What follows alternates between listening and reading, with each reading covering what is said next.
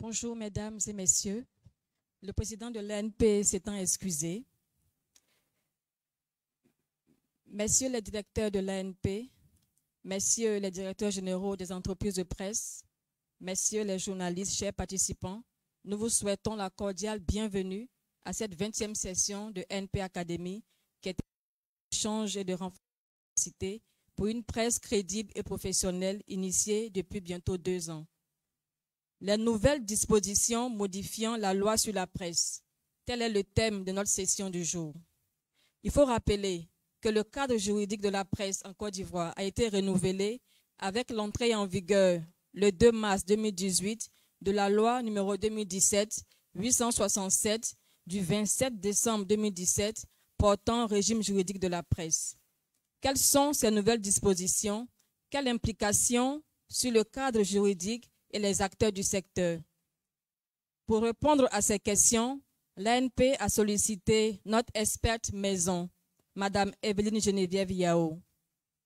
Madame Yao est la sous-directrice chargée du contentieux à la direction des études et des affaires juridiques de l'ANP. Elle est titulaire d'une maîtrise de droit public de l'université Cheikh Anta Diop de Dakar et un master 2 en fiscalité et droit des affaires de l'Institut supérieur de management de Dakar. Elle est spécialisée dans les questions relatives à la réglementation du secteur de la presse, du droit bancaire et financier. Elle est spécialisée en logistique et a contribué aux travaux de plusieurs tests du secteur, notamment celui objet de notre session du jour.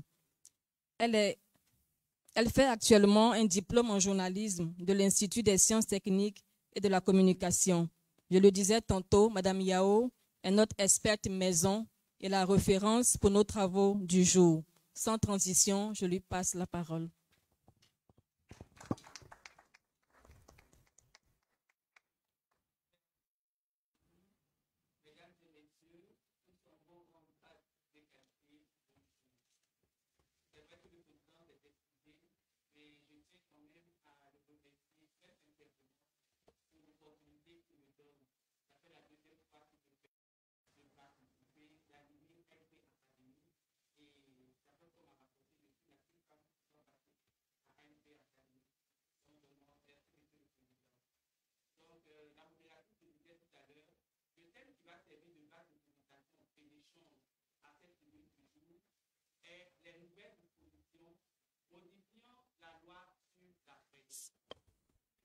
Il nous appartiendra de révéler le contenu de ces dispositions et de mettre l'accent sur ce qu'elles renferment. Au-delà, il faut dire que ce sujet-là invite à l'exégèse de la loi 2017-867 du 27 décembre 2017 portant régime juridique de la presse. Je le dis parce que les nouvelles dispositions dont il s'agit sont le résultat d'une révision de la loi de 2017. Et cette révision a été suscitée par l'ANP. Donc, il me semble un peu nécessaire de faire un rappel de ce qui a prévalu à la révision de cette loi. Quand la loi de 2017 est entrée en vigueur, l'ANP a observé que certaines de ces dispositions, par leur écriture, seraient difficilement applicables si on les laissait en l'état. Il y a des dispositions également qui suggéraient diverses interprétations eu égard à leur formulation. C'est ainsi que l'ANP a réuni à son siège le 4 octobre 2018 les différents acteurs du secteur fait de réfléchir sur ce nouveau cadre juridique qui venait de nous être proposé, de faire des décisions adéquates, consensuelles pour une meilleure application. Et les résolutions de cette rencontre que nous avons eue avec les acteurs de la presse ont été consignées dans un mémorandum qui a été transmis à notre ministère de tutelle en vue d'une révision de la loi. Cette stratégie a été efficace. Elle a abouti à la révision de la loi. Ainsi, la loi numéro 2022-978 du 2022, modifiant la loi 2017 portant régime juridique de la presse, a été adoptée. Cette loi comporte 16 articles. Je vais peut-être les énumérer. L'article 6, 9, 18, 22, 26, 31, 53, 54, 65, 66, 67, 68, 69, 80 et 102. Pour mieux cerner ces nouvelles dispositions, il faut éclairer sur les livres juridiques qu'elles viennent enrichir, c'est-à-dire la loi de 2017. La loi de 2017, il faut le dire, est celle qui régit le secteur de la presse depuis son entrée en vigueur le 2 mars 2018. Cette loi-là, elle pose non seulement le cadre juridique, mais aussi le cadre institutionnel de la presse. La loi de 2017 a renouvelé donc le cadre juridique et institutionnel de la presse. Elle comporte 8 décrets, cette loi, 8 décrets d'application. Et la loi de 2017 a remplacé, comme je le disais, elle pose également le cadre institutionnel. Donc, elle a le Conseil national de la presse à l'autorité nationale de la presse. Bien évidemment, elle a prévu le renouvellement de l'organe d'aide et de financement à la presse. Elle prévoit également le renouvellement de l'instance qui délivre la carte de journaliste professionnel, etc. Donc, avec cette loi, l'autorité nationale de la presse se retrouve avec une nouvelle composition, de nouvelles attributions et des pouvoirs plus étendus. La loi de 2017 sur la presse également permet à l'autorité de régulation de réguler désormais les productions d'informations numériques qu'on appelle généralement presse en ligne. En témoigne son article 3 qui dit « La présente loi si bien la presse écrite que les productions d'informations numériques. » La volonté du législateur de pallier ce vide juridique laissé par la loi de 2004 sur la presse a été ainsi comblée. Il faut le dire, la presse numérique était devenue un refuge pour tous les opérateurs défaillants, incapables de remplir les conditions telles que prévues par la loi de 2004 et de respecter la convention collective. L'absence de régulation en avait fait un espace propice à la divulgation de fausses informations, de manquements à la déontologie de toutes sortes. Quant aux dérives constatées au travers de la presse numérique étaient devenues innombrables. Je suis au contentieux, je ne peux pas vous dire combien de plaintes nous avons reçues quant à la presse numérique et sans pouvoir intervenir ou réagir à la sollicitation du requérant. Il fallait donc qu'on puisse, à travers la révision de cette loi, offrir l'opportunité à l'organe de régulation de pouvoir jeter un coup d'œil sur les productions numériques.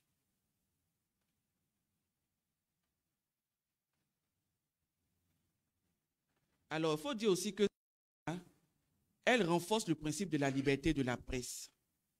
Il y a d'abord la simplification des formalités de création des entreprises de presse. L'OHADA avait édicté 1 million pour la constitution des SARL, mais notre loi prévoyait 5 millions de francs CFA pour la constitution d'une entreprise de presse.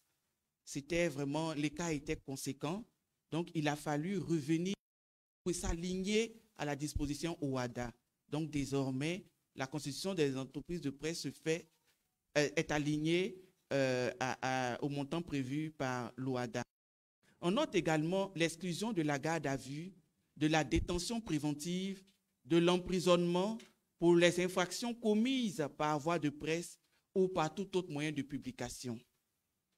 Également, il y a une réduction considérable du montant des sanctions pécuniaires. Précédemment, elles étaient comprises entre 2 millions et 15 millions et elles sont désormais fixées entre 500 000 francs et 15 millions. Également, cette loi-là dispense les publications spécialisées d'avoir à compter au titre de leur équipe rédactionnelle un secrétaire général de rédaction ou un rédacteur en chef adjoint. De même, elle offre un régime de faveur aux publications internes des administrations publiques ou privées. Désormais, ces publications ne sont plus obligées de se constituer sous la forme des entreprises de presse comme les publications d'information générale. Donc, il y a une disposition particulière. La loi prévoyait déjà des dispositions particulières pour ces publications et plus tard, le décret numéro 2022-124 du 23 février 2022 est précisé ces dispositions particulières. Donc, ce décret de 2022 prévoit que la procédure d'édition des dites publications est gratuite et se fait essentiellement devant l'ANP.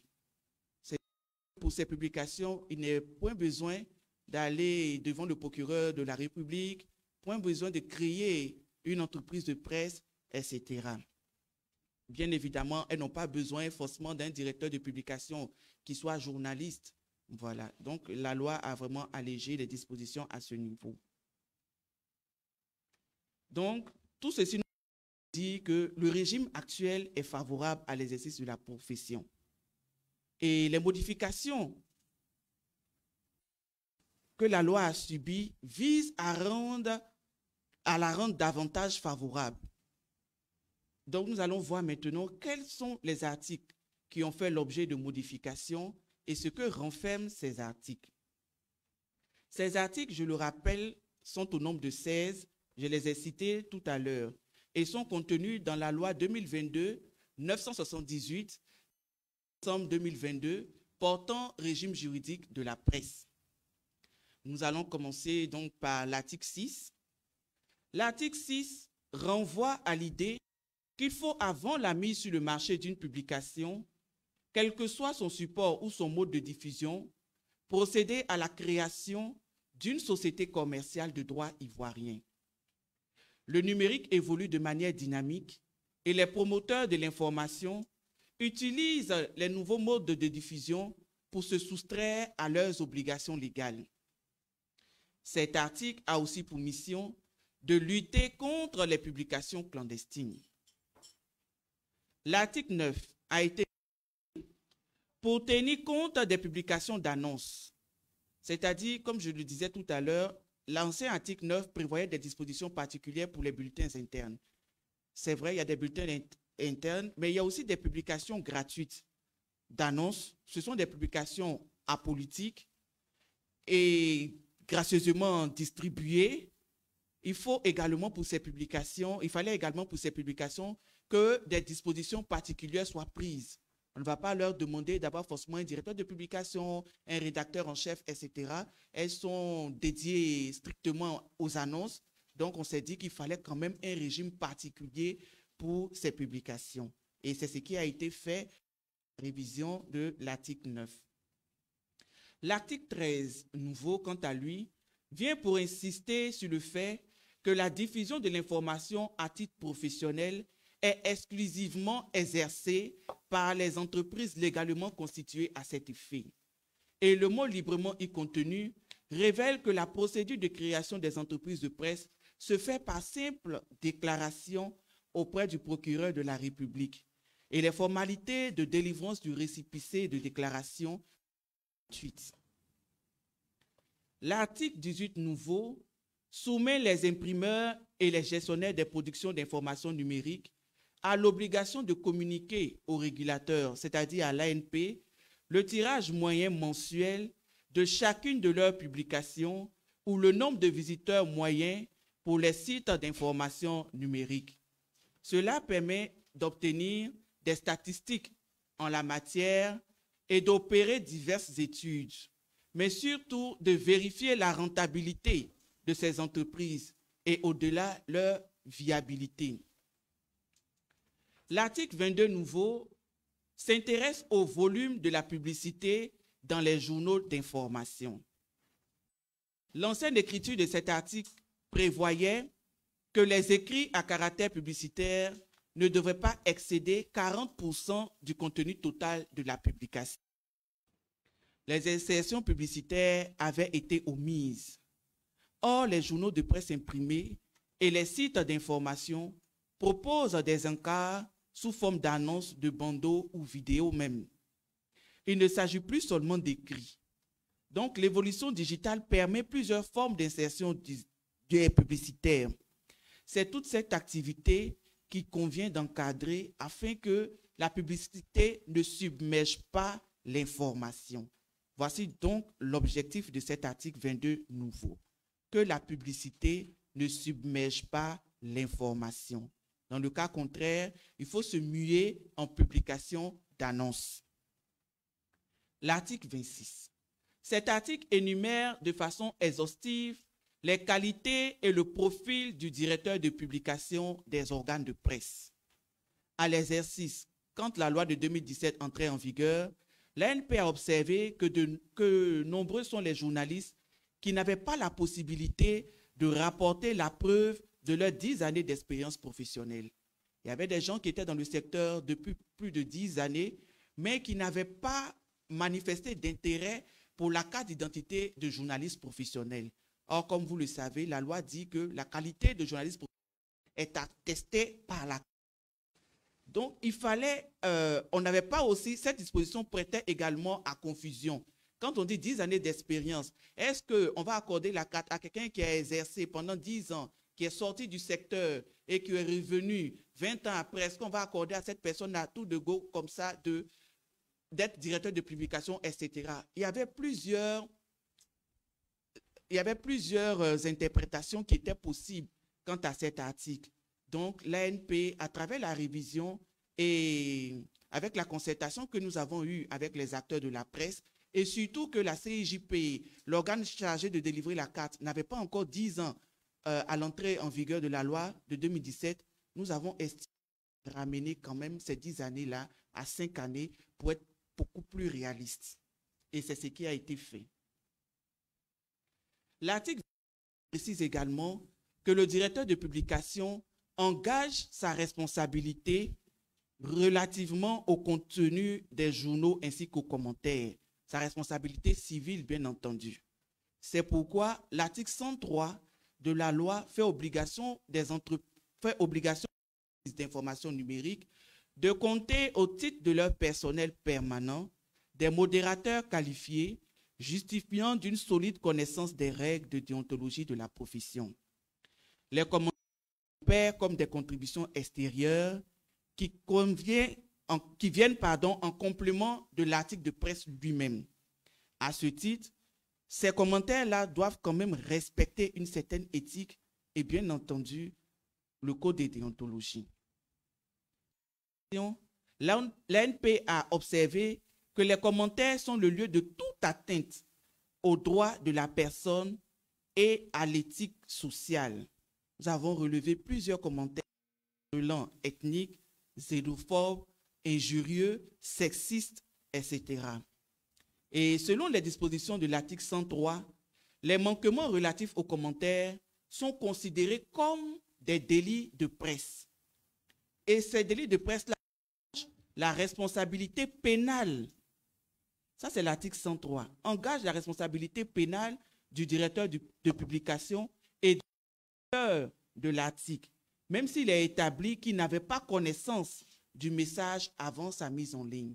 Donc le directeur de publication, au terme de l'article 103 de la loi de 2017, était tenu pour responsable des commentaires.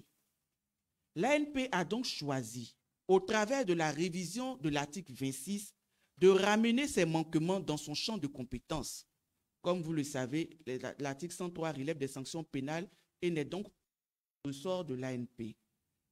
Donc l'ANP a ramené les manquements relatifs aux commentaires dans son champ d'application, donc à l'article, afin d'éviter que la responsabilité pénale du directeur de publication ne soit engagée et qu'il n'écope que d'une sanction administrative ou pécuniaire. L'article 31, nouveau.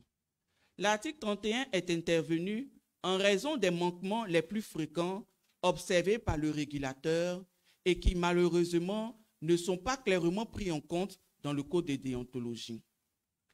Il s'agit du respect du droit à la présomption d'innocence, à l'image, à la vie privée, ainsi qu'à l'honneur et à la réputation. L'article 53 cet article-là permet à l'ANP de recourir à l'ARTCI pour faire appliquer les sanctions lorsque le manquement résulte d'une activité de production d'informations numériques. Cette justifie, dans le cadre de la collaboration des organes de régulation et bien entendu pour rendre efficaces les décisions de l'ANP. L'article 54 nouveau. Cet article-là fait mention du Sénat. Comme vous le savez, le Parlement a désormais 2 chambres en raison de l'avènement du Sénat. Il était donc important que cette chambre soit prise en compte distinctement de celle des députés dans la transmission des rapports de l'ANP.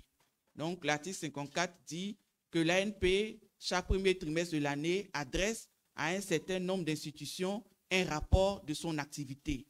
Le Sénat n'avait pas été pris en compte puisqu'au moment de la rédaction de la loi de 2017, le Sénat n'existait pas. On a juste introduit dans cet article-là, on a juste fait mention du Sénat. L'article 65 nouveau. L'article 65 nouveau a été modifié en son alinéa 2. Donc, l'alinéa 2 de l'article 65 ancien a été détaillé de sorte à lever tout équivoque sur la qualité des représentants légaux de la personne physique ou morale mis en cause dans un article de presse et qui doit exercer le droit de réponse. Donc, cet article-là permet aux personnes mises en cause de pouvoir déléguer l'exercice en fait de leur droit de réponse à des personnes qu'elles auront elles-mêmes désignées. Un clin d'œil a également été fait aux mineurs qui peuvent exercer par le biais de leur père et mère ou tuteur un droit de réponse. L'article 66 également encadre le droit de réponse, mais le droit de réponse relatif aux productions d'informations numériques. Cet article-là donne le droit à toute personne incriminée dans un article d'apporter un droit de réponse, de voir son droit de réponse publié dans les mêmes conditions que l'article incriminé. C'est-à-dire que l'article incriminé est paru à la une et c'est resté en ligne pendant 24 heures. Votre droit de réponse doit également respecter les conditions de publication de l'article incriminé. L'article 67. La loi modificative réécrit la disposition relative à l'espace accordé pour l'exercice du droit de réponse. En l'état proposé par la loi de 2017, cette disposition causait un réel préjudice aux mis en cause. En effet, alors que l'article incriminé peut s'étendre sur plusieurs pages, la loi n'offrait que 200 mots à celui qui est visé par l'article pour se défendre. Ce déséquilibre créait un réel préjudice en droit et c'est ce que vient réparer les nouvelles dispositions en indiquant désormais que la réponse puisse atteindre 200 lignes. En la matière, il faut relever qu'il y a eu une régression de droit pour le mis en cause parce que la loi de 2004, elle prévoyait déjà que la réponse puisse s'étendre sur 200 lignes maximum. À défaut de l'étendre davantage, il fallait revenir au minimum aux 200 lignes. L'article 78. L'article 78 est toujours relatif au droit de réponse. L'article a pour objectif d'encadrer la rédaction du journaliste ayant produit la réaction du journaliste ayant produit l'article incriminé face au droit de réponse. Il ne lui est pas permis de commenter le droit de réponse. C'est ce que disait la loi de 2017. Il est interdit de réagir à un droit de réponse. Alors, la révision prévoit désormais qu'on ne peut pas réagir dans l'édition où est paru le droit de réponse. Ceci vise à éviter que la réponse ne soit discréditée par les commentaires qu'il pourrait faire. Cette disposition-là vise également à renforcer l'efficacité du droit de réponse et à encourager son usage plutôt que la voie de la conférence de presse ou du communiqué de presse pour donner sa part de vérité quand on est mis en cause dans une publication. Toutefois, au nom de la liberté de la presse, la loi révisée permet que le journaliste puisse revenir dans une autre édition sur la question. Donc, le droit de réponse ne met plus fin au débat, à l'affaire ou à la question. On peut y revenir, quand bien même un droit de réponse aurait été publié, on peut y revenir, mais dans une édition autre que celle qui a vu le droit de réponse publié. Toutefois, quand on revient sur la question, il faut savoir qu'il y a aussi un droit de réplique pour la personne mise en cause.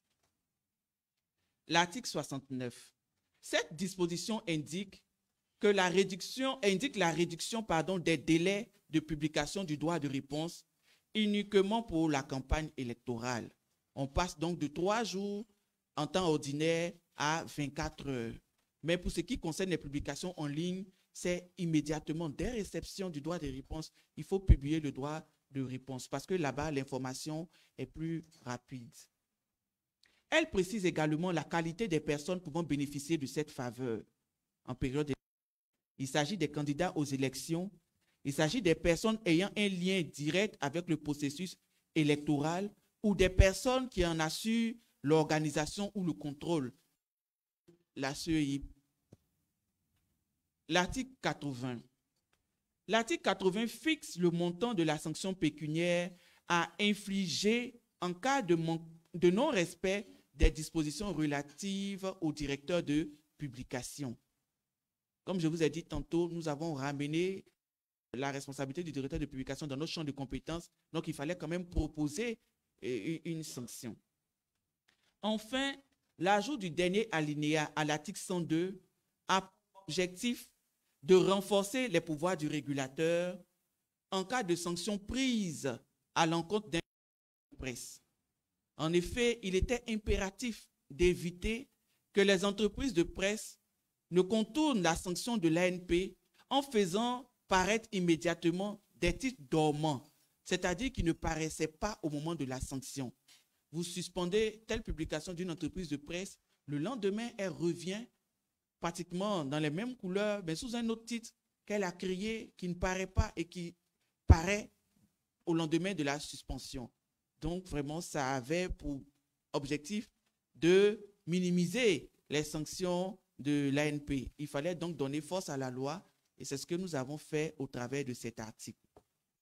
En définitive, ce qu'il faut retenir, c'est que la loi de 2017-867 du 27 décembre 2017 portant régime juridique de la presse, telle que modifiée par la loi 22-978 du 20 décembre 2022, est une loi favorable à l'exercice de la profession.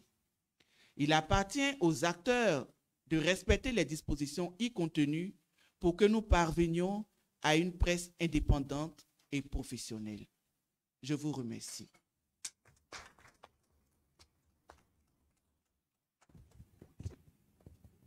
Merci, Madame Evelyne Geneviève Yao. Je le disais tantôt, c'est notre experte maison et elle a su détailler toutes les innovations de la loi de 2017. Elle a passé en revue les 16 articles de la loi numéro 2022 modifiant la loi de 2017. Je n'aurai pas la prétention de reprendre tout ce qu'elle a dit. Elle a tellement si bien dit. Nous allons passer à la phase des échanges. Nous allons de ce pas prendre une liste de 5 questions. Vous vous présentez, l'organe de presse et la question.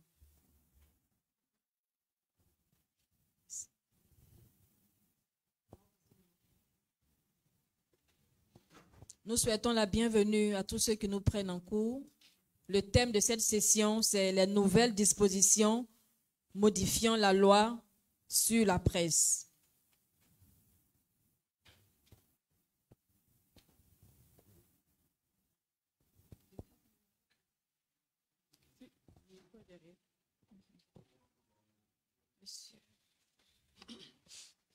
Jean-Sylvestre Lia, la voix originale.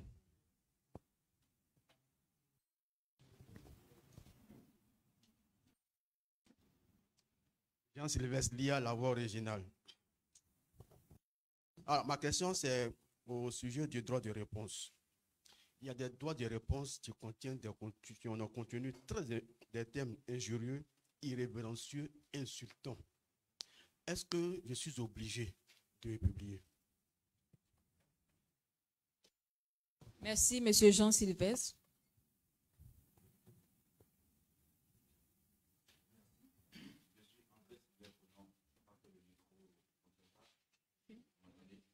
Oui, allez-y, monsieur.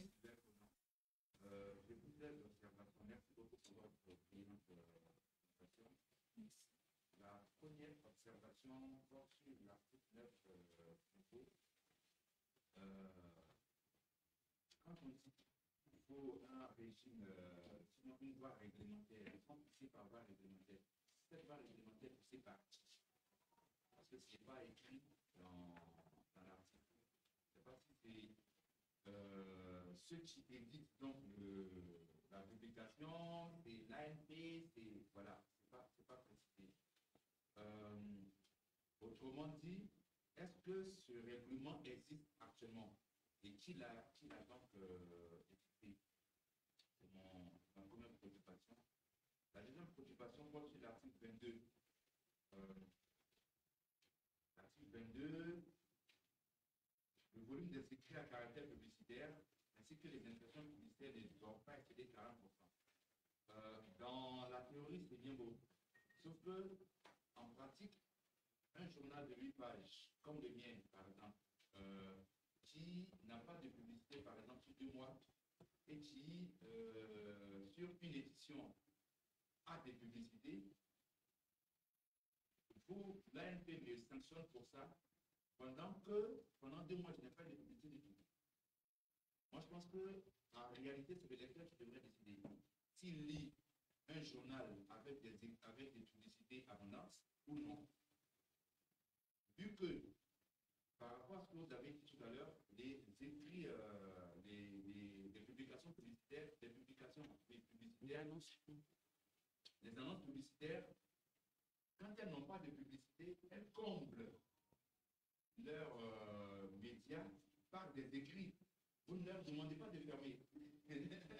Parce qu'elles n'ont pas de publicité. Voilà, donc il y a une petite incohérence qui ne marche pas bien là, vu que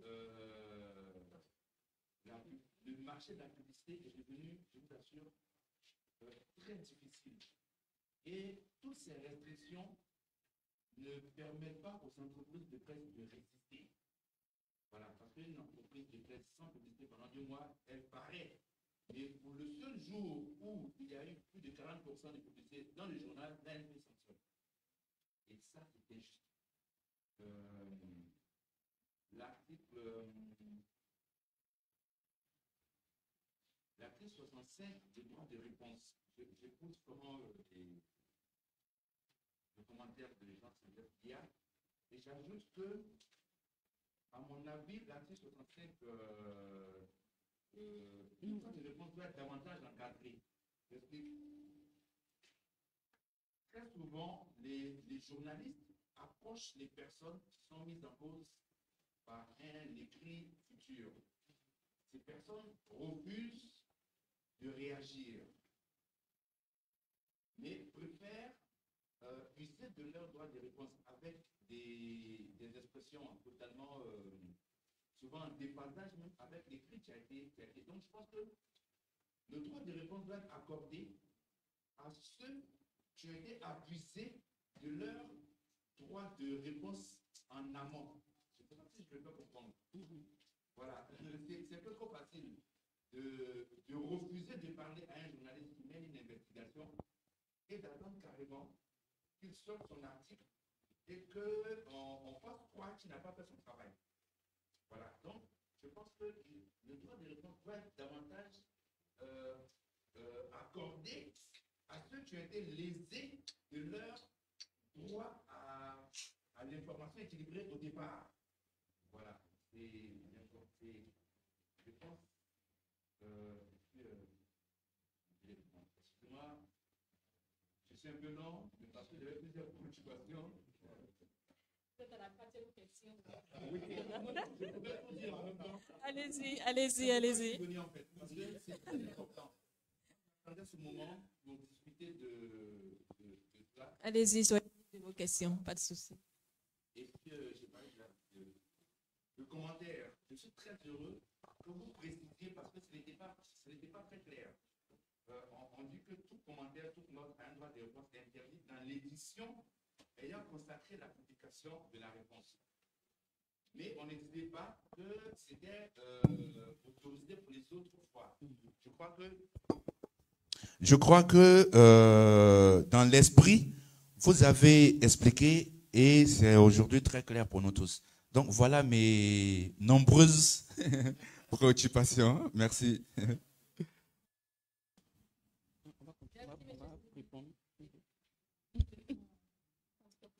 On va juste toutefois aux deux autres questions le temps que la conférencière réponde aux questions déjà posées. Merci, Madame Kofi. On avait dit 5 questions. Voilà. Et M. André Sylvain qu'on a posé. Voilà. Donc, pour ne pas qu'on perde le fil, on va essayer de répondre aux différentes questions. Donc, M. Jean-Sylvestre Lia, il s'interrogeait.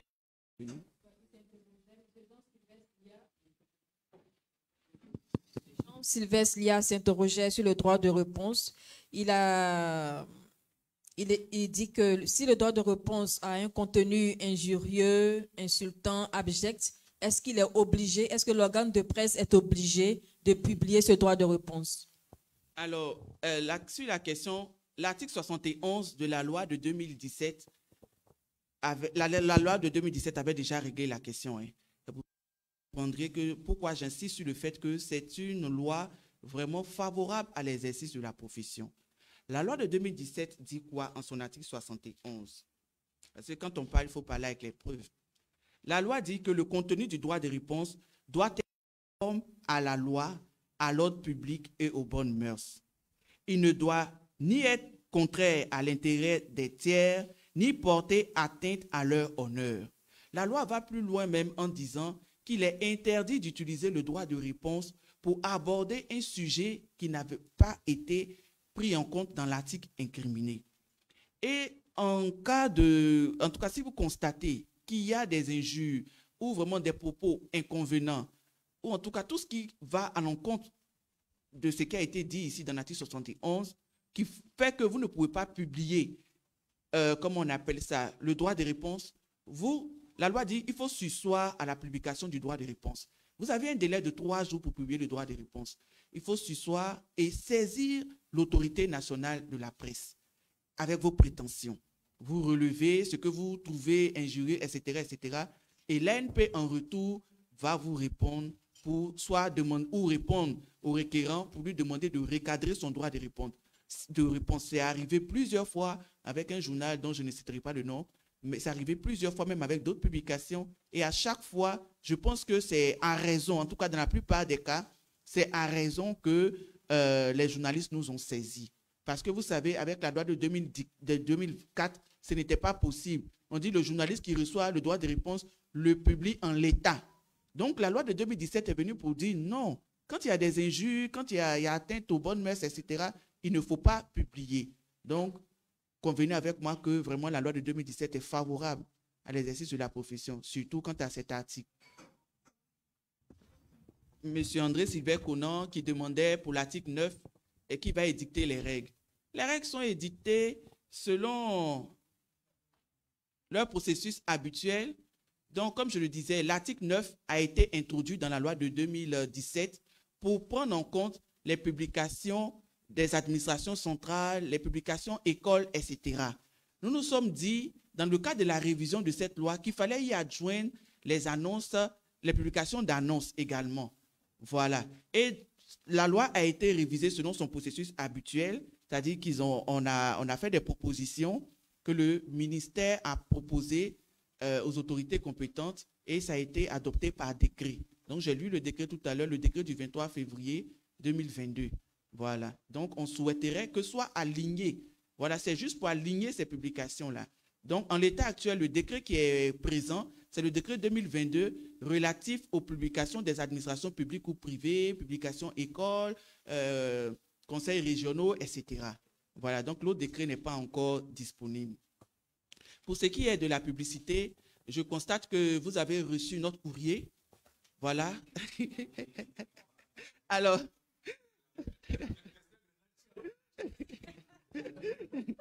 donc je constate que vous avez reçu notre courrier. Vous savez ce que dit la loi, hein? Dura les, sed les. Voilà. Et nous n'avons fait qu'appliquer la loi. Ce que vous soumettez, c'est une réalité, mais vous savez aussi qu'il faut protéger le consommateur. Quand on dit qu'on fait une publication d'information, il faut vraiment que l'information soit la priorité du journal. Voilà. Et moi, je pense que 40% de publicité, M. Conan, c'est beaucoup pour une seule publication. 40%, c'est presque la moitié.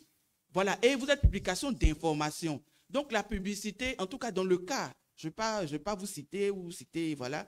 En tout cas, ce qui a valu sanction, la publicité submergeait l'information. Voilà.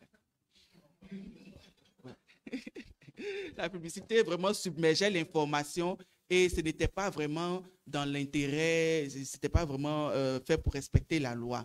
Peut-être il y a peut-être des astuces que vous pouvez utiliser. Je ne citerai pas de nom, mais il y a un certain journal, quand il veut faire ça, il augmente le nombre de pages pour l'édition concernée pour respecter les 40%. Donc, ce sont des astuces que vous pouvez avoir avec vos pairs pour essayer d'éviter nos sanctions. Question de M. André Sylvain Conan, c'est l'article 65 concernant le droit de réponse. Il estime que le droit de réponse doit être encore mieux encadré et que le droit de réponse doit être destiné à la personne qui a véritablement été abusée.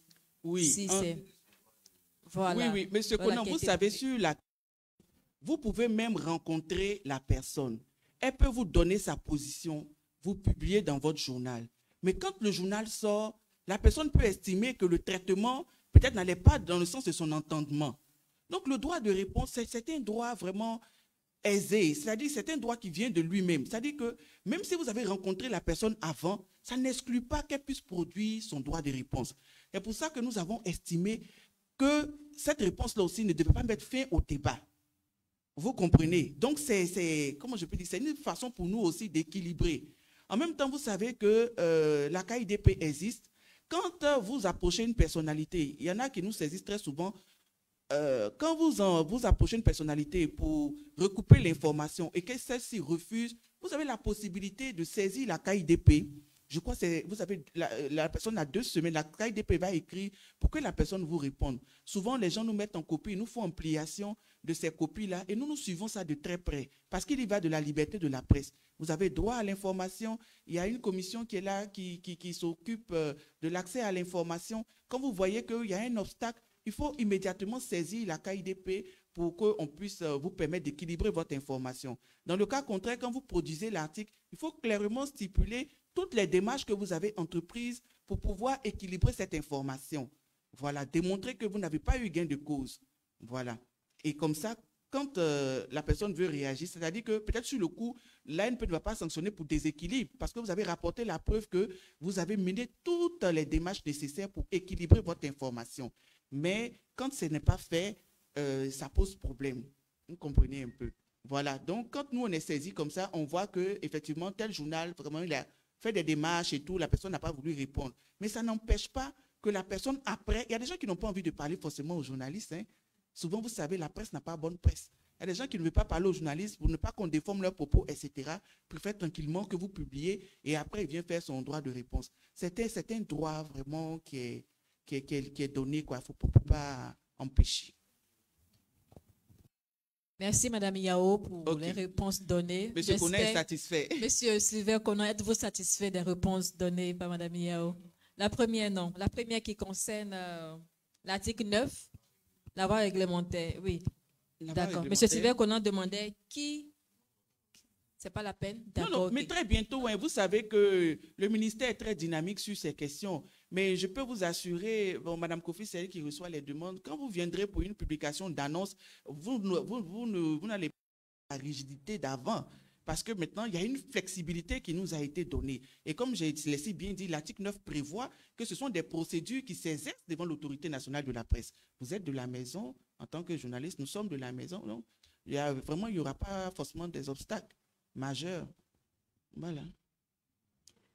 Merci, Madame Yao. On va rouvrir une autre... Bon, on va poursuivre la liste des 5 questions puisqu'il y a eu une interruption. Donc, nous étions à 2 questions. On va prendre les 3 autres questions. Nous souhaitons la bienvenue au conseiller, M. Trabi. Bienvenue, monsieur le conseiller. Monsieur, allez-y. Bonjour, madame. Bonjour, madame la conférencière. Ma question, je suis Traoré Mamadou de l'agence ivoirienne de presse, AIP. Relative aussi à l'article 26 nouveau qui concerne les publications publicitaires, je crois. Attention, l'article 26 concerne... Voilà, ok, d'accord. Voilà, donc je voulais savoir comment cet article s'applique aux médias numériques. Quand on sait que la publicité vraiment est omniprésente sur les sites d'information et toutes les pages sont estampillées de publicité. Voilà, donc il n'y a pas que la publicité sur la page d'accueil, même les pages intérieures, toutes les pages, la même publicité ressort et des publicités même qui viennent en pop-up et tout ça, sans compter également les applications d'information aussi qui sont à caractère vraiment commercial, donc il y a la publicité un peu partout. Donc je vais savoir comment vous réglementez tout ça. Merci, M. Touré Mamadou. C'est Traoré, s'il vous plaît. Traoré. Traoré, veuillez m'excuser. M. Traoré Mamadou. La 4e question. D'accord. Donc, on va déjà répondre le temps que les questions se préparent, Madame Yao. Oui.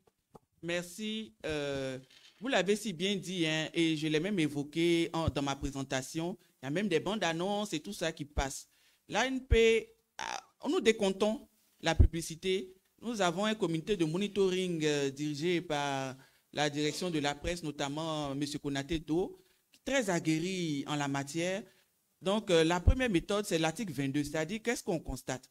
On nous dit 40% de publicité, c'est la mesure. Alors, nous décomptons la part de l'information et nous décomptons la part de publicité.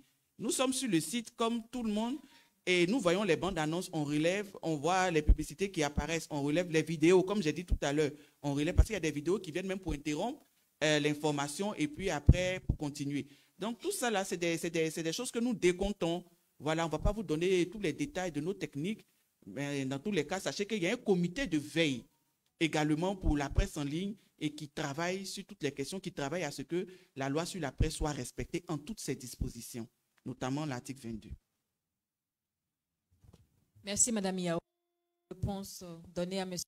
de l'AIP. Une autre question?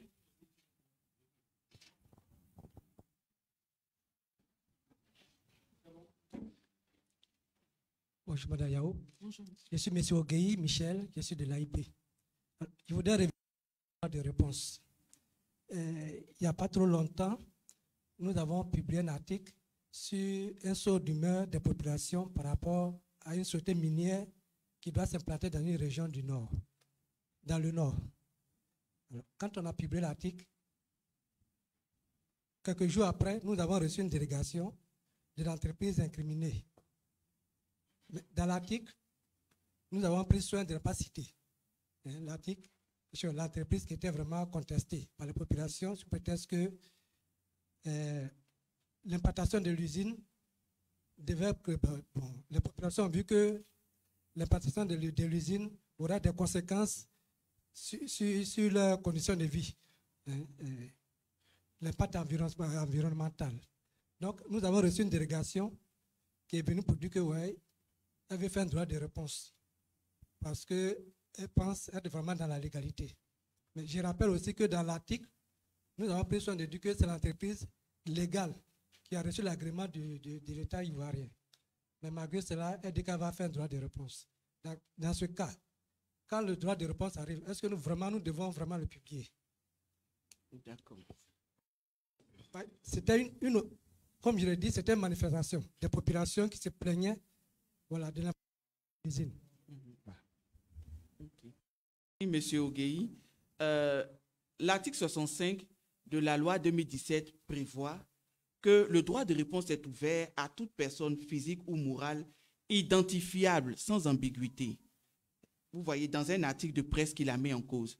C'est-à-dire, même si vous n'avez pas cité l'entreprise concernée, mais qu'elle est reconnaissable dans vos écrits, elle peut produire un droit de réponse et vous avez l'obligation de publier ce droit de réponse.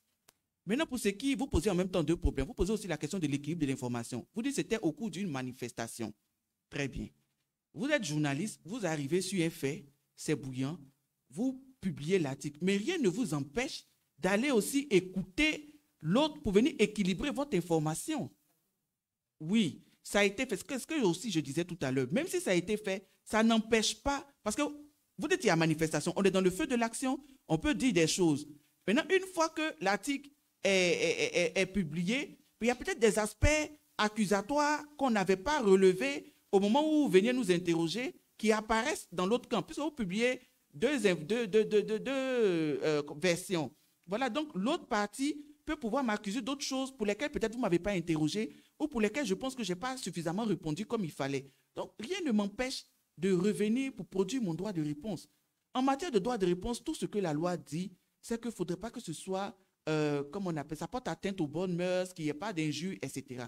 Mais comme le droit de réponse, s'il respecte les formes, il respecte le nombre, l'espace et tout, vous devez publier. Voilà, donc quand la forme et le fond sont respectés, il faut publier le droit de réponse. Le droit de réponse même vient pour montrer, en tout cas, le droit de réponse, ne voyez pas le droit de réponse comme quelque chose qui vient pour battre en brèche votre article. Pas forcément. Ça vient même vous donner l'occasion peut-être d'y revenir. Mais ça vient surtout montrer que vous avez été lu, que votre article a eu de l'impact. C'est ça le droit de réponse. Ça ne vient pas forcément pour corriger. Non, pas du tout. Le droit de réponse vient même pour éveiller encore plus le lecteur sur le sujet que vous avez, comment on appelle ça, révélé. Voilà. Merci, Madame Yao. Un autre intervenant. Non, je suis coincé, hein. Tu vois, non? Bonjour, Madame Yao. Bonjour. Je suis Hubert Armand Ancien, je suis de l'AIP. Je voulais donc réagir au propos de pays par rapport au droit de réponse. Votre droit de réponse vient de façon très appropriée pour lui dire que lorsque les personnes incriminées dans l'article, parce que vous avez évoqué un thème juridique opposable, parce que la notion d'opposable, c'est quoi? L'image qui avait figuré sur l'article a suffi à l'entreprise de venir nous rencontrer et puis bon, dire qu'elle veut faire un droit de réponse. Mon collègue qui est là a dit non, ils ne sont pas incriminés. Il a dit qu'ils sont incriminés. Jusqu'à ce que moi, en bonne intelligence, je les dissuade. Pour leur dire que vous avez le droit, effectivement, vous avez le droit de pouvoir faire un droit de réponse. Mais seulement que pour sauvegarder votre entreprise. Pour ne pas être attaqué par les employeurs clandestins qui sont de l'autre côté, qui peuvent à tout moment vous déranger. J'en ai parlé à Traoré, en bonne intelligence, je les ai appelés. Et puis je leur ai dit que c'est bien, vous pouvez faire votre droit de réponse, on a reçu l'article, on va le publier. Mais voici les conséquences que vous pouvez encourir. Ça veut dire que vous avez été lu. Que voilà les conséquences à encourir. Donc, le mieux, c'est de passer sous silence ce que vous avez vécu. Ils m'ont dit, ah, c'est vrai, c'est juste et c'est une bonne médiation. Et c'est comme ça qu'on a évité le droit de réponse. Pas qu'on ne peut pas publier. Donc, c'est pour dire à Oguier qu'effectivement, nous étions dans le droit de publier ce droit de réponse. Merci bien. Merci, M. Armand. Nous notons que c'est une contribution à la réponse donnée à Mme Yao concernant relativement à la publication du droit de réponse. Bon, je reviens sur la publicité. Lorsque une entreprise veut un produit et invite la presse, on fait le compte rendu de la cérémonie.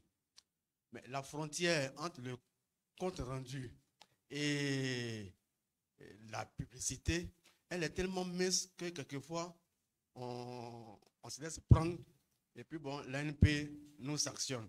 Et j'ai été sanctionné une fois. Ça m'a fait rire. Mais parce que je regardais, j'ai pris toutes mes précautions pour ne pas que ça fasse un article publicitaire. Mais quand même, bon, on était sanctionné. Alors, la frontière, comment on peut l'établir? Ça aussi. Sur cette question, moi, en tant que patron, et vu mon expérience, je vais citer clairement l'entreprise Jeune Afrique, je pense qu'on doit assouplir un peu ces restrictions sur cette question.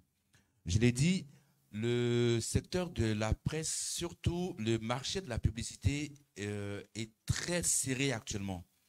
Donc, il y a des approches marketing pour atteindre une entreprise, pour qu'elle vienne communiquer, pour qu'elle vienne prendre des publicités chez nous.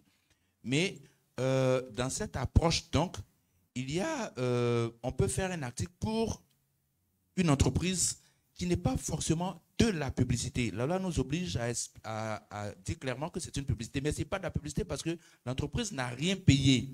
Vous voyez, mais l'ANP va nous sanctionner parce qu'elle va dire que c'est une publicité déguisée. Non, pour moi, en tant que patron de presse, c'est une approche marketing pour que cette entreprise puisse venir prendre les publicités chez nous. Non, vous savez, vous ne vous rendez pas tout à fait compte, mais de nombreuses entreprises viennent et disparaissent parce qu'elles n'arrivent pas à s'autofinancer. Et une entreprise de presse aujourd'hui, c'est une entreprise avec des stratégies de mobilisation des ressources. Ça fait partie aussi justement des stratégies de mobilisation des ressources. Merci, M. Sylvestre. Merci à vous deux pour vos questions. Monsieur André Sylvestre Conan, nous sommes tous de la maison. Nous connaissons les difficultés de la maison. Nous connaissons les difficultés que rencontrent les patrons de presse. Mais vous savez, ce n'est pas parce que vous faites de la publicité gratuite à quelqu'un qu'il ne faut pas faire, il ne faut pas mettre la mention. La mention, elle est obligatoire. La mention est obligatoire. Dès lors que vous avez conscience que l'article que vous êtes en train de faire est une publicité, même si c'est pour rendre service à un ami, il faut faire mention en haut, publicité. Voilà. Maintenant, au-delà de ça, si vous voulez écrire vraiment sur l'entreprise de votre partenaire, parce que c'est comme ça qu'on va les appeler, voilà, c'est des partenaires, non? Des futurs partenaires. Si vous voulez écrire sur votre futur partenaire, vous pouvez écrire sur l'entreprise sans forcément utiliser des thèmes qui renvoient à la publicité. Mais quand vous voyez, quand on lit un article et qu'on voit le nom de l'entreprise plusieurs fois, il y a d'abord ça. Ensuite, la photo estampillée du logo de l'entreprise. Ensuite, on voit des propos élogieux, laudateurs. Vraiment, ça, tout ramène à la publicité. Il y a des articles que l'ANP laisse passer. Il y a des articles, tout est soumis à débat. M. Konaté, là, il peut vous le dire, au comité de monitoring, tout est soumis à débat. D'autres peuvent estimer, comme il a dit souvent, la limite, c'est vraiment limite. On peut estimer qu'il y a publicité, on peut estimer qu'il n'y a pas publicité. Mais soyez assurés qu'à chaque fois qu'on a dit qu'il y avait publicité, vraiment, à la limite près, il y avait publicité. Peut-être discutable de votre point de vue, mais il y avait de la publicité. Sinon, il y a des articles qui paraissent, qui ne sont pas forcément laudateurs, que nous laissons passer. Voilà, on comprend aisément ce que vous dites, parce que c'est au quotidien que nous lisons les journaux, que nous faisons la régulation du contenu. Nous voyons des articles qui parlent des entreprises, mais qui ne sont pas forcément de la publicité. Vraiment, c'est à la limite. Donc, on laisse passer. Voilà. Dans le pire des cas, parfois, on peut vous interpeller. On peut vous interpeller pour vous dire peut-être attention, ou bien le nom de l'entreprise est revenu plusieurs fois, etc. Parce que dans un petit article, vous voyez, et dans un article de deux petites colonnes, voilà, on voit 5 fois, 6 fois le nom de l'entreprise. Franchement, on ne peut pas me dire que ce n'est pas de la publicité. C'est un examen minutieux que nous faisons au quotidien. Nous nous réunissons vraiment presque toute la demi-journée pour débattre de toutes ces questions-là. Et soyez-en sûrs, on peut se tromper, mais vraiment, c'est rare qu'on se trompe. Voilà. Merci, Mme Yao. Monsieur Sylvestre Lia, vous voulez renchérir à votre question ou c'est bon? Il veut renchérir sur les 2 colonnes. Sur les 2 colonnes. Oui, c'est-à-dire que souvent, on voit l'article est tout petit comme ça, mais la photo est grande. Vous voyez, il y a quand même des critères qui vraiment révèlent, il y a des indices qui révèlent qu'il s'agit de publicité. Prenez le micro pour qu'on vous entende.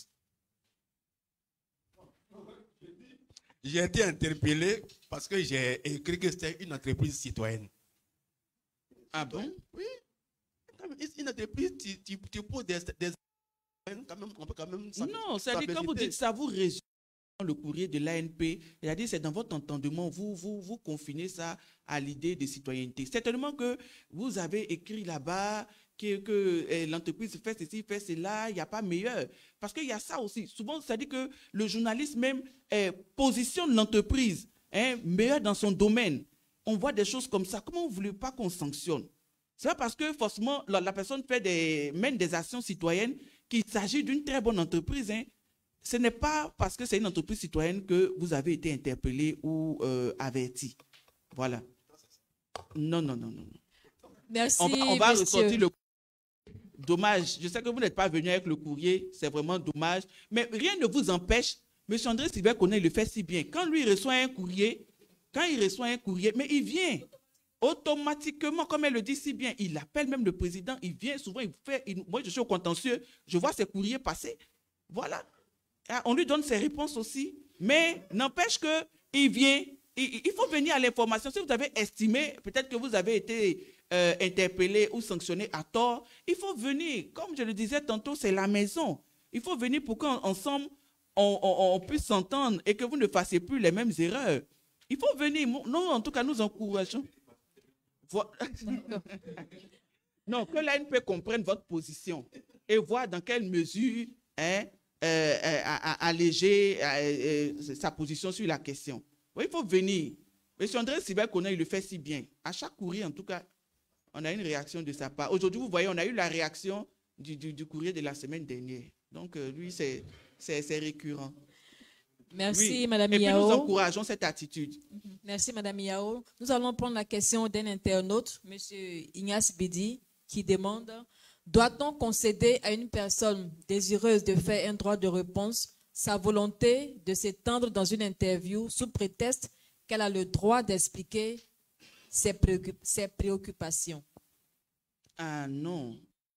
Le droit de réponse, dans la forme, c'est 200 lignes.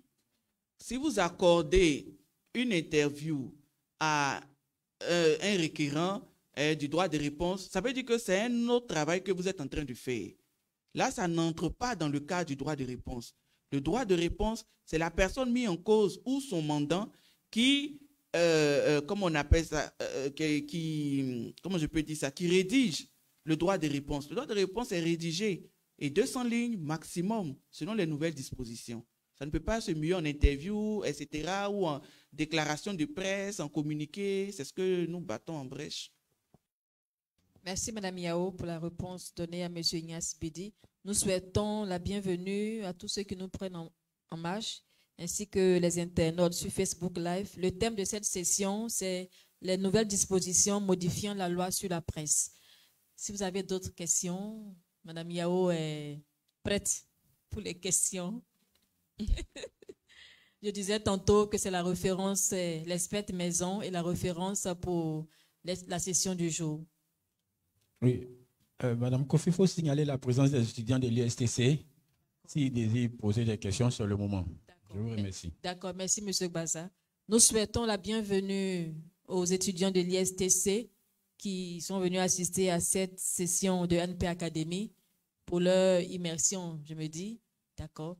Et donc, si vous avez des questions, des préoccupations, nous vous attendons. Posez-les, soyez libres de dire ce que vous pensez de la loi sur la presse, de la loi modificatrice de la loi de 2017. Bon, le temps que vous mûrissez vos questions, on va prendre d'autres questions des journalistes. Vous savez. Monsieur le conseiller Trabi, vous avez une préoccupation? Non. D'accord.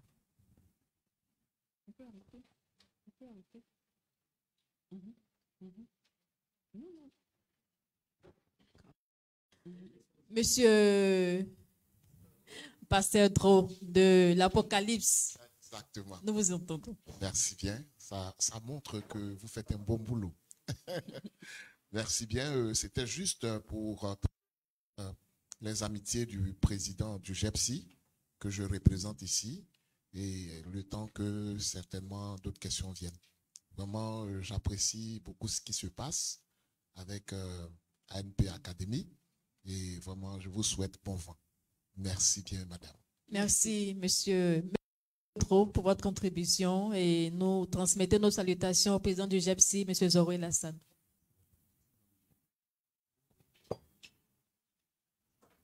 Ok, alors bonjour, je suis Cheikh Mansour Konate de adjoa.net. Alors, ma question elle est relative à la publicité. Madame a dit tout à l'heure, Madame Yao, que si dans un article, il est répété, bon, je dirais plus de 5 fois, le nom d'une entreprise, là, on n'est pas loin d'une publicité. Et donc, il faut pour le média, sans doute, de faire figurer le thème publicité. Mais quand on... C'est-à-dire, je suis allé, par exemple, prendre des informations sur une entreprise qui était chargée de faire des travaux, bref, qui ont été confiés par l'État, par exemple, et que les travaux ont été réalisés plus ou moins à 95% bien, et que dans mon article, je répète plus de 5 fois, sans ajouter, sans en amont mettre la notion de publicité, est-ce que ici je suis soumis à une certaine sanction de l'ANP? C'est ça en fait. Elle est claire? La question elle est claire. D'accord, merci M. Monson. Madame Yao. Oui, merci M. Monceau. C'est-à-dire, même si c'est une entreprise qui travaille au bénéfice de l'État, elle a réalisé ses travaux. Vous voyez déjà, vous commencez à dire qu'elle a réalisé ses travaux à 95%. Donc, ça veut dire qu'il y a d'autres concessionnaires qui, eux, ne réalisent pas leurs travaux, etc. C'est-à-dire que vous pouvez aller simplement et rendre compte. Quand on rend compte, on n'a pas besoin à chaque fois de revenir sur le nom de l'entreprise, d'inventer les qualités et mérites. Parce que là, c'est, comment je peux dire, c'est vous maintenant qui attribuez des notes de faveur à cette entreprise. Et ça fait la publicité de l'entreprise. Même si les concessionnaires de l'État, ça fait la publicité de l'entreprise. Qu'est-ce que ça vous coûte de mettre publicité ou publi-reportage ou toute autre mention à caractère publicitaire? Et c'est ce que vous voulez faire. Sinon, si vous voulez vraiment rapporter le travail qu'a réalisé cette entreprise, vous pouvez rapporter cela en vous détachant totalement de tout ce qui est aspect publicitaire.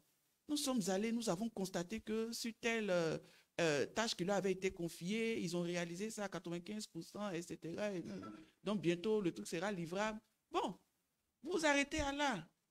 Mais quand vous commencez à dire, oui, cette entreprise-là a réalisé ceci, en tout cas, toutes ces choses sont ceci, c'est cela, c'est vous qui appréciez. On n'a pas d'autres instruments de mesure, si ce n'est votre plume. C'est vous qui appréciez, c'est vous qui notez et qui inventez les mérites. L'État n'a pas encore reçu, comment on appelle ça, voilà, et puis vous vantez les qualités déjà. Non, ce n'est pas cela. Le jour de la remise, quand vous partez dans les discours, s'il y a un satisfait, vous relevez cela, c'est tout, mais sans autre. Vous n'avez pas besoin de faire de la publicité. Maintenant, ce n'est pas interdit de faire de la publicité. Seulement ce qu'on dit, il faut mettre une mention légale. C'est tout. Il faut mettre la mention légale, c'est tout. Vous n'avez pas besoin même de vanter les mérites. C'est-à-dire, déjà, quand on voit plusieurs fois dans un journal qu'on parle de tel, on parle de tel, ça fait sa publicité. Mais vous, en êtes sur l'article, vous voulez tout mettre. Et 5 fois, et comme je le disais tantôt, les articles sont juste, se résument en quelques lignes. Mais vous voyez déjà la photo qui accompagne l'article. C'est une grande photo, bien en couleur, etc. Bon, ça ne peut pas échapper à la mention publicité ou public-reportage ou toute mention légale ramenant la publicité. Il faut juste identifier votre article. Merci, Madame. Monsieur Lia, prenez le micro, s'il vous plaît. Si je dois rendre compte de ce qu'on fait aujourd'hui, là, maintenant, là, si je dois mentionner un peu, peut-être une... Non, en fait, il faut savoir, bon, j'ai parlé du nom, c'est vrai, mais il n'y a pas que ça. Chaque article est analysé au cas par cas. Tout va dépendre de l'écriture du jour, de la configuration, de l'écriture du jour, du contenu. Il faut que c'est ça. Et chaque contenu est analysé. Nous sommes 22. Voilà. Nous sommes 22. Donc, c'est pour ça que j'ai dit que vraiment, les marges d'erreur sont vraiment réduites. Nous sommes 22 au comité de monitoring. Donc, quand on soumet un article à caractère publicitaire, vraiment, on analyse minutieusement, on lit l'article. De toute façon, ce ne sont pas des articles qui sont longs. Voilà, maintenant on regarde, qu'est-ce qui accompagne, qu'est-ce qui ceci, qu'est-ce qui cela et tout. C'est juste la mention qu'on vous demande. Si vous ne voulez pas mettre la mention, il faut vraiment vous détacher. Mais des fois, on sent que le journaliste est impliqué. À la rigueur, s'il ne travaille pas là-bas. Oui, voilà. Et quand on voit ça, c'est trop flagrant.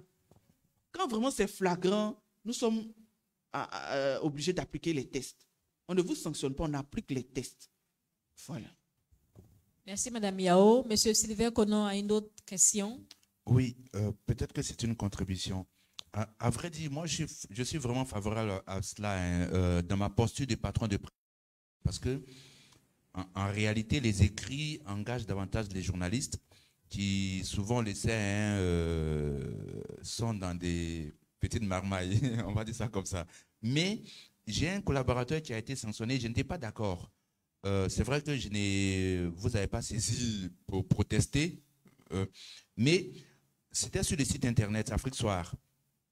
Il avait été sanctionné parce que il y avait une répétition justement du nom de l'entreprise. Mais comment c'est arrivé? Le titre, le nom de l'entreprise était en titre. Le nom, c'est un site internet et donc il y a certaines normes. En intro, le nom de l'entreprise était aussi et à l'intérieur une fois. Les trois ont suffi pour dire. Mais quand j'ai lu, honnêtement, l'article du journaliste, je n'ai pas trouvé de la publicité. Parce que moi, en tant que patron de presse, ça ne m'arrange même pas qu'on ne vienne pas mettre ça dans ma caisse, plutôt que ça rentre dans la poche des journalistes. Mais je n'ai rien trouvé de grave, sauf qu'à l'intérieur de son article, il a dit, a expliqué le directeur général de, alors qu'il avait déjà relevé cela en intro. Mais il y a, pour les sites internet, il y a donc les mots-clés qui sont importants. Voilà.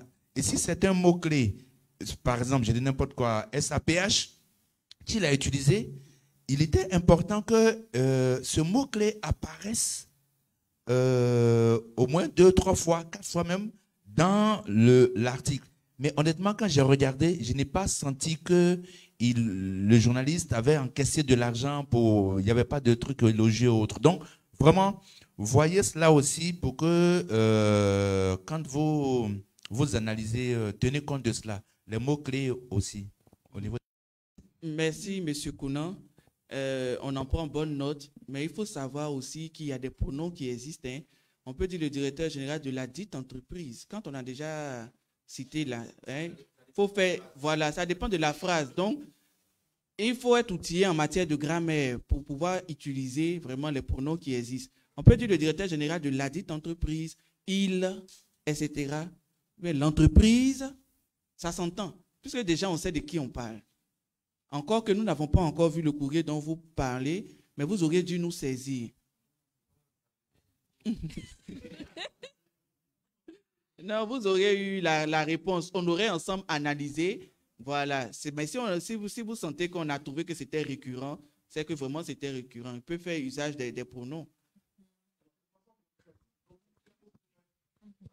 De façon concrète, combien de fois on doit citer l'entreprise dans un papier? Il n'y a pas de nombre de fois édicté. Hein. Comme je vous ai si bien dit, il n'y a pas de nombre de fois édicté. C'est en lisant l'article. C'est-à-dire que nous analysons les articles au cas par cas. Donc, en lisant l'article, nous allons relever peut-être que... Et puis, tout dépend de la manière dont le nom de l'entreprise est introduit. Quand on sent que c'est vraiment fait pour qu'on retienne le nom de l'entreprise, il y a tout ça là qui compte aussi. Il y a la manière d'introduire le nom de l'entreprise. Vous comprenez, non? Il y a le contenu aussi de l'article. Voilà, il y a beaucoup de choses. Il y a des thèmes comme meilleur. Il y a beaucoup de thèmes. Meilleur, voilà, la première en matière de... Il y a des choses comme ça que vous dites, que vous insérez dans les articles, peut-être sans faire attention. Mais l'ANPI veille. Voilà, ce n'est pas à vous de dire que c'est la meilleure entreprise. Des thèmes appréciatifs, quoi. Des thèmes vraiment appréciatifs. Okay. Merci, Madame Yao. Nous attendons d'autres interventions. Merci déjà à ceux qui ont posé des questions. Nous prenons bonne note de vos contributions qualitatives. Si vous avez d'autres préoccupations, les journalistes, les étudiants de l'ISTC, si vous avez des questions sur le sujet du jour, sur la loi, sur la presse, ne soyez pas timorés. Monsieur Konaté.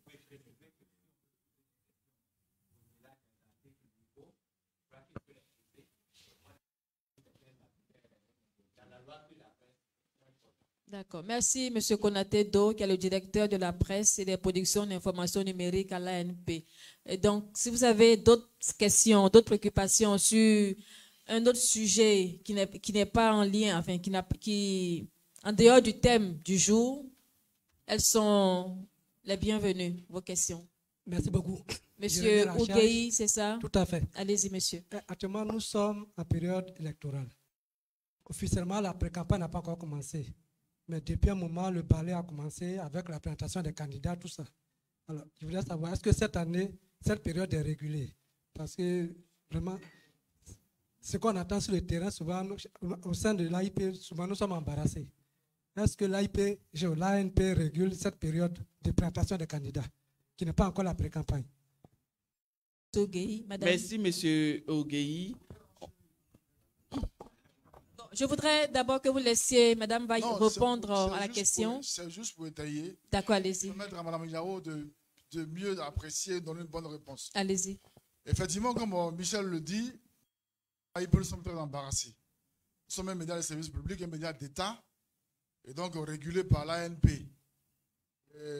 Chaque fois, je recours à M. Do, un ami, pour dire, mais cet article-là, ce papier-là, comment est-ce que je peux le produire de sorte à ne pas être incriminé ou à ne pas mettre à mal mon entreprise. Et donc, il me met sur le chemin. Alors, concrètement, on est sur le terrain. On va sur le terrain. Nous sommes approchés par des hommes politiques qui font des déclarations. Elles peuvent être manipulatrices ou manipulatoires. Et en même temps, ces hommes aussi peuvent utiliser certains subterfuges comme offrir un bâtiment, faire don de telle chose ou telle chose à telle communauté, alors que nous savons que nous sommes dans une période pré-campagne. Est-ce que si nous rendons compte de ça de façon très normale, on sera sanctionné ou pas? Voilà. Comme on dit, le micro, on peut dire des choses en annexe, donc je profite par rapport à ça. Merci à vous, très cher de l'AIP. En fait, ce qu'il faut savoir, c'est que la période de pré-campagne, de campagne et tout ça est déterminée par un décret de la CEI. À ce jour, l'ANP n'a pas encore reçu. Vous savez qu'à chaque élection, la CEI prend un décret pour donner mandat à la haute autorité de la communication audiovisuelle et à l'ANP pour pouvoir encadrer la période. À ce jour, nous n'avons pas encore reçu ce décret. Toutefois, vous avez constaté que le 21 juillet dernier, l'ANP a produit un communiqué qui certainement vous est parvenu le lundi, c'est-à-dire hier.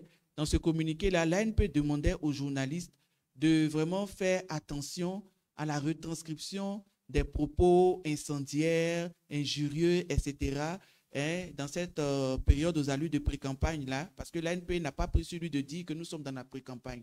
Nous ne le savons pas. Voilà. Donc, l'ANP a demandé vraiment aux journalistes de faire attention à la retranscription des propos qui pourraient vraiment mettre à mal la société. Voilà.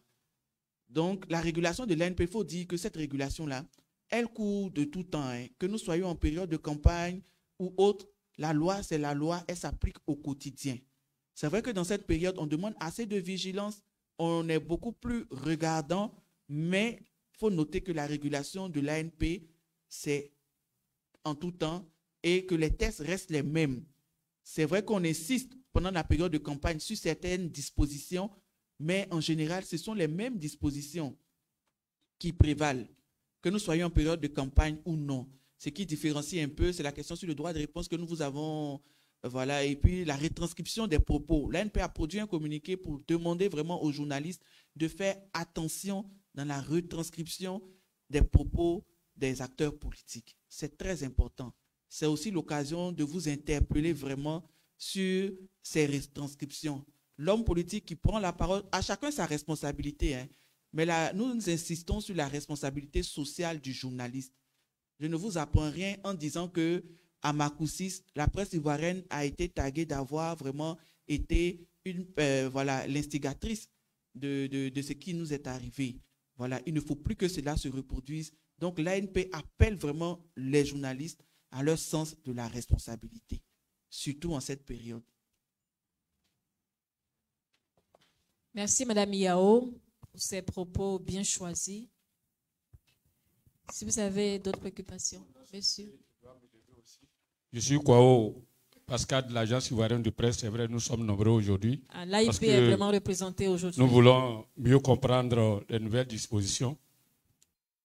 Je reviens sur l'article 80 nouveau concernant la sanction, comme on appelle pécuniaire, infligée aux violations des dispositions relatives à la publicité et aux bonnes mœurs. Le plus souvent, pour ne pas dire régulièrement, je voudrais bien dire le plus souvent, on est interpellé.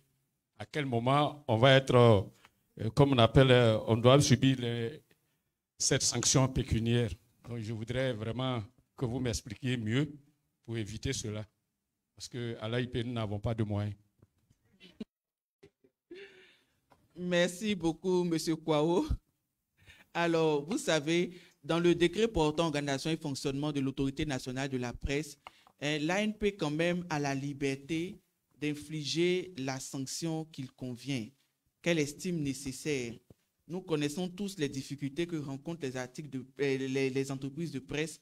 C'est vrai que la loi dit en cas de manquement relatif aux conditions sur la publicité, etc., mais le décret nous donne la possibilité de pouvoir vous infliger également des sanctions administratives. Vous comprenez? Quelqu'un qui cite 3 fois le nom d'une entreprise ou qui manque de mettre publicité en haut, on ne va pas aller quand même lui infliger une amende de 500 000 à 5 millions. Voilà.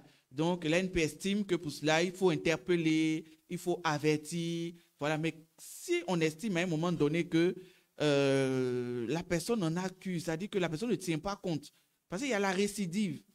Voilà. Quand la récidive est notoire, quand la récidive exprime vraiment une irrévérence à l'organe de régulation, mais l'organe de régulation va sanctionner parce que la loi nous le permet. Mais en général, l'ANP applique les sanctions administratives.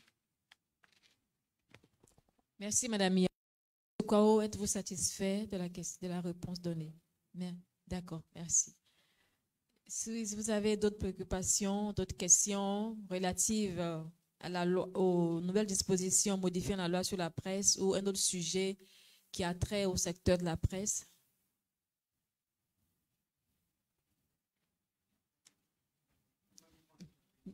Monsieur le directeur, l'ANP.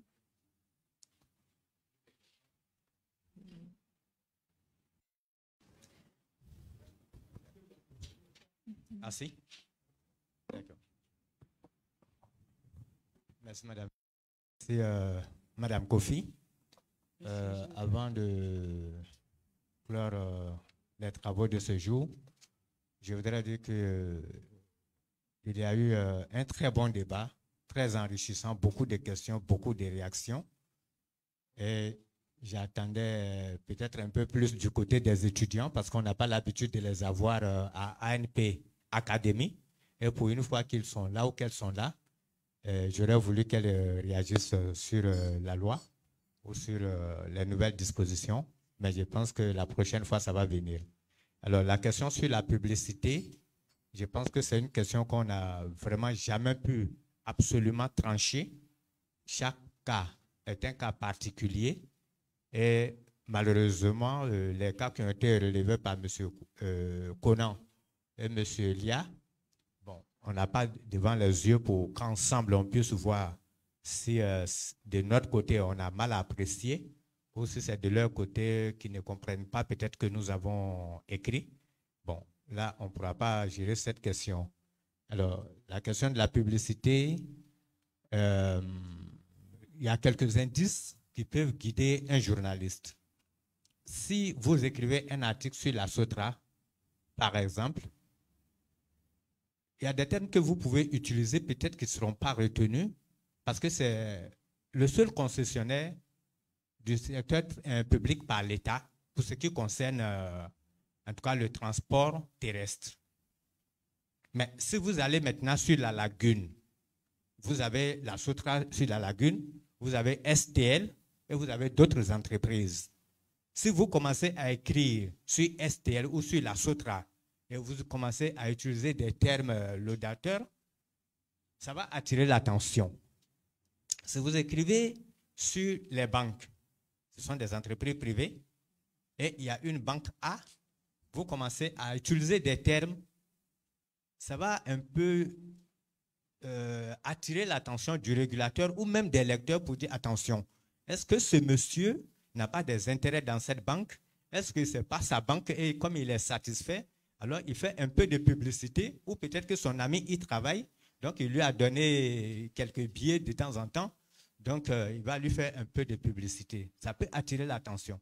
Mais si vous écrivez sur la banque centrale, bon, c'est un service public, elle est seule, ce n'est pas sûr que ça sera regardé de la même façon. Donc ce que je veux dire, c'est que selon qu'il y a des concurrents ou qu'il n'y a pas de concurrents, selon les termes que vous utilisez pour rendre compte, on pourra soupçonner une publicité. Mais comme en général pour ce genre de cas, l'éditeur n'est pas là ou le journaliste n'est pas là pour nous expliquer, bon, nous on s'en tient à ce qu'on ressent, à notre analyse de certains nombres d'éléments pour pouvoir, comment on appelle, proposer ou prendre une décision. Il est évident que dans un article où vous parlez de Sotra, sans cesse, ça peut devenir même lassant pour le lecteur parce que tout ne peut pas être Sotra. Vous voyez, donc il y a d'autres termes pour remplacer et je pense que c'est là le problème. Maintenant, pour ce qui concerne la dernière préoccupation sur la publicité, j'appelle ça un peu la publicité pour les hommes politiques. Bon, je pense que dans le traitement, peut-être qu'il y a des limites qu'il ne faut pas faire. Parce que quand les hommes politiques sont sur le terrain, c'est pour aller faire la campagne. Mais vous, le journaliste, vous savez qu'ils ne sont pas, qu'on n'est pas encore en campagne, que la campagne n'est pas ouverte. Mais si vous allez à Abobo, parce qu'il y avait l'investiture de X, et vous allez dire des choses qui permettent tout de suite de comprendre que, bon, il est en train de faire une campagne, mais est-ce que vous le ferez pour ses concurrents sur le terrain? Peut-être que vous ne le ferez pas. Donc, ce sont des éléments qu'il faut prendre en compte dans l'analyse et dans le traitement de l'information. Eux, ils peuvent tout dire, mais vous gardez de dire certaines choses. Au traitement quand vous traitez l'information, avant diffusion, vous gardez de dire certaines choses. Donc, voilà ce que je voulais dire sur cette question.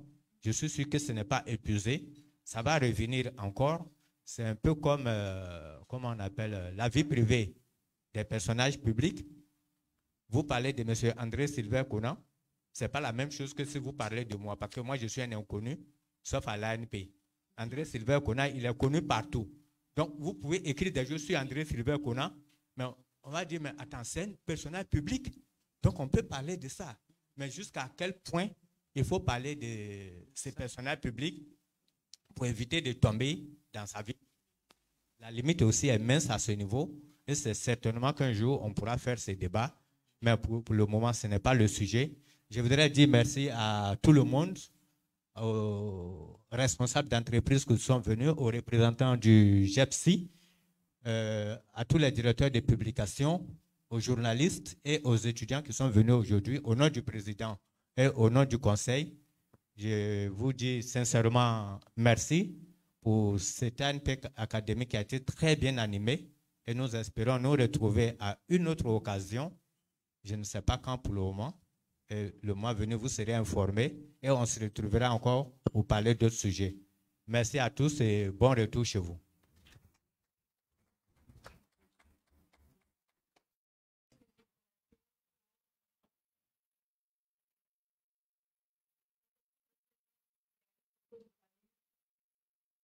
Une photo de famille. Qu'il a une photo de famille. Monsieur Gbassa, à l'extérieur. Une photo de famille. Et après la photo de famille, un cocktail vous sera servi.